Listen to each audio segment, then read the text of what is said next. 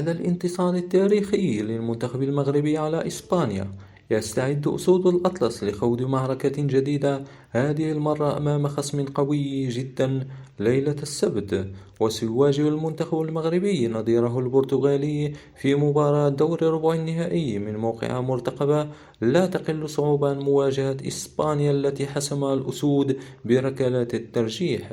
ويبقى السؤال الأهم: كيف يستطيع المغرب عبور عقبة البرتغال والوصول لنصف نهائي المونديال؟ البداية يجب أن تكون في غرف الاستشفاء، وهنا سيلعب الطاقم الطبي المغربي دورا مهما في إعادة شحن طاقة نجوم المغرب خلال 4 أيام فقط. العديد من نجوم المغرب الأساسيين مثل سفيان مرابط ونصير مزراوي يعانون من آلام وإصابات متفرقة، واللعب في مباراة طويلة أمام إسبانيا زاد من هذه الآلام، لذا يجب ممارسة طرق الاستشفاء الحديثة بشكل عاجل، ومن أجل إعادة اللاعبين للجاهزية البدنية الكاملة قبل مباراة البرتغال.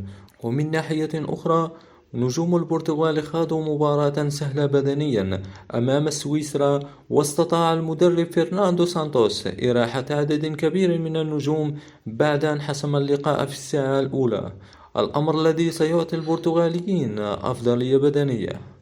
المدرب الوطني وليد الركراكي قدم بطولة مذهلة، لكن عليه التركيز على مباراة البرتغال ونسيان إنجاز الوصول إلى ربع النهائي. السر سيكمن في كيفية دخول المباراة، والحل الأمثل هو اللعب بنفس الطريقة التي خاض بها مباراة إسبانيا، وهي التنظيم الدفاعي المتكامل والضرب على المرتدات. المنتخب البرتغالي لديه عناصر هجومية أقوى من نظيره الإسباني، لذا فإن عملية الدفاع ستكون أشد صعوبة على المغرب. لهذا السبب التسجيل في مرمى البرتغال قد يكون أمرا ضروريا، وخاصة في الشوط الأول قبل استئناف اللاعبين المغاربة لطاقتهم كما حصل أمام الإسبان. ونجم المنتخب المغربي قبل البطولة هو أشرف حكيمي، لكن حتى الآن لم نرى كحكيمي بالشكل المتوقع في الهجوم، وكانت إبداعاته أغلبها دفاعية اللون. صعود حكيمي مع زياش على الطرف الأيمن قد يربك أي دفاع، وكذلك الحال مع دفاع المنتخب البرتغالي الذي لا يمتاز بالسرعة الكبيرة لمجاراة حكيمي.